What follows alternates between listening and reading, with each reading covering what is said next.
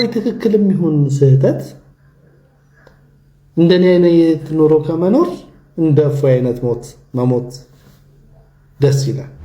ሰሜንና ሰማይን ለይተው የማያውቁ ናቸው። መንግስት ህግ ካወጣ ለሁላችንም እኩል የሚሆን ህግ እንጂ እፎይን መንካት እያንዳንዱን ክርስቲያን መንካት ነው። ማማት የተደሰተ ሰው በትንሳኤ ሊያለቅስ ይገባዋል። ሰላም ሰላም፣ እናንተን እያዝናናው ቁም ነገር ለማስጨበጥ የማልወጣው ዳገት የማልፈነቅለው ድንጋይ እንደሌለ ከኔ በላይ እናንተ ማኞቼ ናችሁ ስል በአመክንዮ ነው። ታዲያ ማኝነታችሁን እስከ ቪዲዮ ፍጻሜ ድረስ በማየት ሐሳብ አስተያየታችሁን እንድታጋሩ ስል ከወዲሁ በአክብሮት እየጋበዝኩኝ ወደ ዕለቱ ቪዲዮ እንሄዳለን። የዕለቱ ቪዲዮ በአባ ገብረ ኪዳን የሰሞነ ሕማማት ያስተላለፉት መልእክት አለ፣ በሱ እንጀምራለን። አብራችሁ ቆዩ። በዚህ ሳምንት ባልና ሚስት አብረው አይተኙም። የጣፈጠ ምግብ አይበላም። ቢቻል የጨው ቂጣ አይቻልም። ሰው ሁሉ እንዳቅሙ ጥሩ ውሃ ብቻ በመጠጣት ወይን የሚያሰክር መጠጥ፣ ጣፋጭ መጠጥ ባለመጠጣት፣ ምቹ ቦታ ላይ ባለመተኛት፣ ስጋዊ ጨዋታዎችን፣ ቀልዶችን ሁሉ በማስወገድ ዘፈን፣ ጨዋታ፣ ድልጫ፣ ተድላ ደስታ። በሕማማት የተደሰተ ሰው በትንሣኤ ሊያለቅስ ይገባዋል ይላሉ 318ቱ ሊቃውንት በፍትሐ ነገሥት ሲናገሩ። ድግስ የለም በዚህ ሳምንት። ይህን ሁሉ አስበን ከጌታ ጋር የምንታመምበት ሳምንት ነው። ከክርስቶስ ጋር የታመመ ሰው ከክርስቶስ ጋር ይነሳልና። እንግዲህ ቪዲዮ እንደሰማችሁት ነው። በሰሞነ ሕማማት አባታችን አባ ገብረ ኪዳን ያስተላለፉት መልእክት ሰምታችኋል። ዋዛ ፈዛዛ፣ ቀልድና ጨዋታ እንዲሁም ደስታ አያስፈልግም። ይልቁንም ራስን ከምቾት በማራቅ ፈጣሪውን ማሰብ አለበት። ለኛ ሲል በዕለተ ዓርብ ቀን ከሰማይ ሰማያት ወርዶ የተሰቀለው ክርስቶስን ያሰብን እያዘንን ልንኖር ይገባል ብለውናል አባታችን። ምክንያቱም በዚህ ሰሞነ ሕማማት የሚደሰት ሰው በትንሣኤ የለውም፣ እግዚአብሔር ጋር ምን ህብረት አለው? አባታችን ቢጠራውት ይስጥልን እንላለን። ወደ ቀጣዩ ቪዲዮ እንለፍ። ሰሜንና ሰማይን ለይተው የማያውቁ ናቸው እነዚህ። የኛ ሃይማኖት የመጣው ከሰሜን አይደለም ከሰማይ ነው። እውነት ከሆነች ደግሞም እውነት ናት፣ ትክክል ከሆነች አይደለም ከሰሜን ለምን ከመካከለኛው ደቡብ ኢትዮጵያ ለምን ከዚህ አሁን ካለንበት ከጠምባሮ አይመጣም? ምን የሚያስደንቅ ነገር አለው? ለቅዱሳን አንድ ጊዜ ነው የሚለው። ለማን የተሰጠው ሃይማኖት? መጀመሪያ ለቅዱሳን፣ ከዚያ አንድ ጊዜ ነው የተሰጠው ሃይማኖት። አኔን ቤቴን ቱማቻ ያኔ ሜጦ መገኒሱቤን አማን ዲናም አባ ከሚልማ አፎረ ቁልቁሉ ዋቅዮ ቶኮን በስመ አብ ወወልድ ወመንፈስ ቅዱስ አሐዱ አምላክ አሜን። ይሄ ብቻ መሰላችሁ? ልክ እንደ ዘመኑ አሁን በእናንተም ሰፈር እንዳለው እኔም እናንተም እንደምናውቀው አሁን ምን ይሏቸው መሰላችሁ? በዚያ በቆላሲስ ከተማ ውስጥ የሚኖሩ ሰዎችን ምን ይላችሁ? እናንተ የቅጂ ቅጂ ናችሁ ይሏቸው ነበር። የምን ናችሁ? የቅጂ ቅጂ ናችሁ። እናንተ ኦሪጂናል ትምህርት የላችሁም፣ ቀጥታ እንደወረደ የላችሁም። የቅጂ ቅጂ የተባለው አክርጳ ከኤጲፋራ፣ ኤጲፋራ ከጳውሎስ፣ ጳውሎስ ከሐዋርያት፣ ሐዋርያት ከክርስቶስ እንደዚህ የመጣ የቅጂ ቅጂ እንጂ ኦሪጂናል ትምህርት የላችሁም። ስለዚህ እናንተ የነ አክርጳን ትምህርት የነ ጳውሎስን ትምህርት የቅጂ ቅጂ ስለሆናችሁ ትክክል አይደላችሁም ይሏቸዋል። አንዳንድ ሰዎች እኛን ለማናደድ እናንተን ለማበሳጨት እቺን ንጽሕትና ቅድስት ሐዋርያዊት ርትዕት ኩላዊት ዓለም አቀፋዊት የሆነችውን ሃይማኖታችንን ኦርቶዶክሳዊት ተዋሕዶ ቤተክርስቲያናችሁን ትታችሁ እንድትወጡ ምን ያደርጋሉ መሰላችሁ? የእናንተ እምነት እኮ ከሰሜን የመጣው ይሏቸዋል። ሰሜንና ሰማይን ለይተው የማያውቁ ናቸው እነዚህ። ድግስ የለም በዚህ ሳምንት። የኛ ሃይማኖት የመጣው ከሰሜን አይደለም ከሰማይ ነው።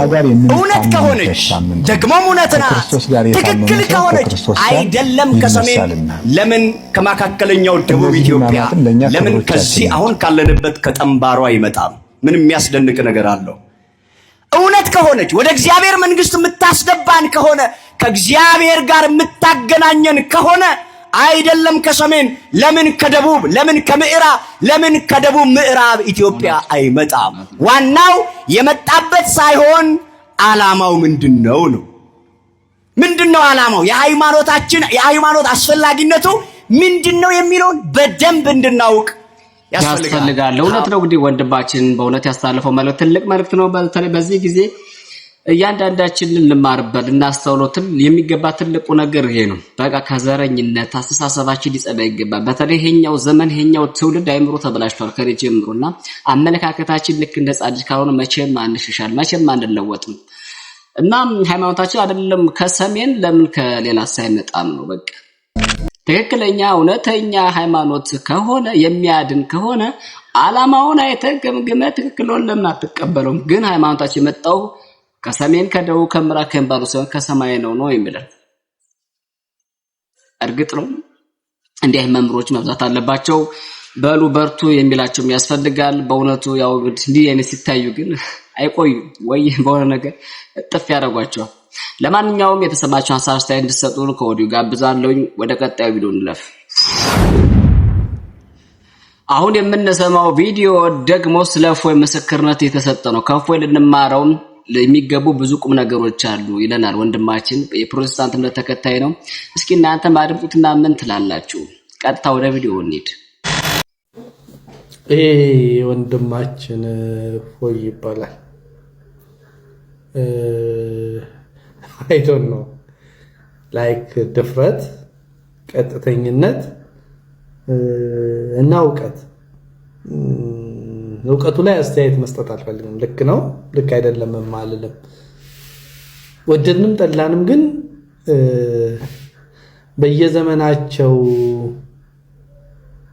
ተጽዕኖ እየፈጠሩ ካለፉ ሰዎች መካከል በኢትዮጵያ ላይ በሙስሊሙም በክርስቲያኑም ዘንድ እውቅና የምንሰጠው ተጽዕኖ ፈጣሪ ወንድማችን ነው። ዛሬ አንድ ነገር ብላችሁ በመቃብሬ ላይ ጻፉ የሚል ፖስት አየሁ። ምን ይላል? በሐሰተኛ ዓለም ምናምን ረጅም እድሜ ይኖራል ብዬ ስለማስብ ይሞታል ብዬ ስለማላስብ ይሄንን ነገር አልናገረው። የሚገርማችሁ ግን እፎይ ትክክልም ይሁን ስህተት እንደኔ አይነት ኑሮ ከመኖር እንደ እፎይ አይነት ሞት መሞት ደስ ይላል። ላመነበት ነገር ፊት ለፊት ተጋፍቶ ኮምፕሮማይዝ ሳያደርግ ምንም ሳያመቻመች ሁሉን ነገር እየተናገረ እንትን ያለ ሰው ነው። በእርግጠኝነት ልንገራችሁ በጣም ብዙ ሙስሊምና ክርስቲያን ወንድሞችን አፍርቷል በሱ አምሳል ሆኖ እና ደግሞ እፎይ የተነሳው አቃቤ እምነት ነን የሚሉ ብዙ ባለጌ ሰዎች ከሙስሊሙ ማህበረሰብ እነዚህ ሰዎች መቼም የሙስሊሙ ማህበረሰብ ይወክላሉ ብዬ እንትን አለለም፣ ግን ብዙ ባለጌዎች በተነሱበት ጊዜ ስለሆነ አንድ አባባልን ያስታውሰኛል። ይህ አባባል ምንድነው? መስታወት ቤት ውስጥ የሚኖር ሰው የመጀመሪያውን ድንጋይ አይወረውርም ነው። የኢትዮጵያ መንግስት አንድ ህግ ማጽደቅ አለበት ብዬ አስባለሁ። ያም ምንድነው? ሃይማኖትን መዳፈር ማለት ምን ማለት እንደሆነ አንድ ሰው የሌላውን ሃይማኖት ድንበር አለፈ የምንለው ምን ሲያደርግ እንደሆነ በደንብ መጠንቀቅ አለበት። ምክንያቱም ክርስትና ላይ አፋቸውን የሚከፍቱ ብዙ ባለጌ አቃቤ እምነት ነን የሚሉ ሰዎች ስላሉ ማለት ነው። እና እፎይ ነኝ ብዬ ስናገር እፎይ ላይ የሚሰራ ህግ ሌላውም ሰው ላይ መስራት አለበት። በአንድ ሀገር ስንኖር ህግ ለሁላችንም እኩል መሆን አለበት ከሚል አንፃር ነው። በተረፈ እስልምና ትክክልም ቢሆን ስህተትም ቢሆን ግድ የለኝም። እስልምናን የምመረምርበትም ጊዜ የለኝም። እስልምናን የምመረምርበትም ሃፒታይት የለኝም። ነገር ግን እፎይ ክርስትናን ድንበር አልፈው ለሚናገሩ ሰዎች ጥሩ መድኃኒት ነው ብዬ አስባለሁ። ነገሮች ባላንስ ሲሆኑ ጥሩ ነውና እፎይን ማስፈራራት፣ እፎይን በህግ እንጠይቃለን እንገድልሃለን ምናምን ማለት ማነስ ነው። ራዘር የሚናገረውን ጥያቄውን በጥያቄ መልሱለት። በጨዋ ደንብ ነው። 1 2 3 ጊዜ አይቼዋለሁ። ላይቭ ላይ ገብቼ በጨዋ ደንብ ነው የሚናገረው። በጣም ካልም ነው፣ ረጋ ያለ ነው፣ ስትሬት ፎርዋርድ ነው። እኔ ቦን የማልናገራቸውን ነገሮች ይናገራል። በእርግጥ አንዳንድ ጊዜ ነብይህ እንደዚህ ነበር፣ ነብይህ እንደዛ ነበር እያለ ይናገራል። ግን ከሰዎቹ ብልግና አንጻር ነው ያንን የሚመልሰው። መንግስት ህግ ካወጣ ለሁላችንም እኩል የሚሆን ህግ እንጂ እፎይን መንካት እያንዳንዱን ክርስቲያን መንካት ነው። በትክክል ቪዲዮ እንግዲህ እንደሰማችሁት ነው። ኢትዮጵያ ውስጥ እንግዲህ ማናችን የሃይማኖት ብዝሃነት አለን። ልክ የባህል የካልቸርም እንዳለው ሁሉ የሃይማኖት ብዝሃነት አለና በሃይማኖት ውስጥ ስንኖር እያንዳንዳችን እውነት ለመናገር ተቻችለን ተከባብረን ነው መኖር ያለብን። ነው ቶለሬት ማድረግ አለብን። አንዱ ሲያጠፋ አንዱ ምናምን ይሄ ያለ ነው የተለመደ ነው። ነገር ግን ከዛ ባለፈም አስተምሩትን በዛው ልክ ነው። የኔ ሃይማኖት ትክክል እንላለን ሁላችን በየፊኛችን። ግን የአንተ ሃይማኖት ትክክል ለመሆኑና ላለመሆኑ ማስረዳት እና መረዳት የግድ ይጠይቀናል። ዝም ብሎ ከመሬት መጥቶ እንደዛ ማለት አይቻልም ነው። ስለዚህ ይሄኛው ደግሞ ስትረዳው ወይም ስታስረዳ ጨዋነት በተላበሰ በተግባቦት ነው። ልታሸንፍ ነው።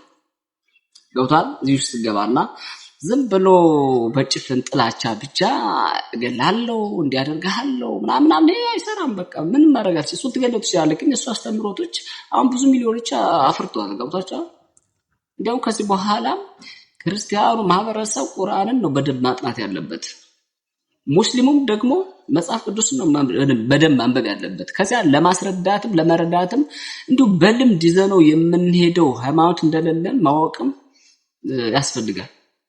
እና ወንድማችን በእውነቱ ቴንኪው ልልህ ወዳለሁኝ በዚሁ አጋጣሚ። ምክንያቱም ያስተላለፍከው መልእክት ትልቅ መልእክት ነው። በቃ ከእፎይ ልንማረው የሚገባ ትልቅ አቋም አለ። ላመነበት መሞት ገብቷል። ዓላማ ሊኖረው ይገባል። ዝም ብሎ ስንቱ ነው የሚሞተው የተሽለጠለጠ። እናንተስ ምን ትላላችሁ? በተረፈ ቪዲዮ ላይክ እና ሼር ሰብስክራይብ በማድረግ እንድታበረታቱ እያልኩ ከወዲሁ ጋብዛችኋለሁ። በሌላ ቪዲዮ እስከምንገናኝ ሰላም።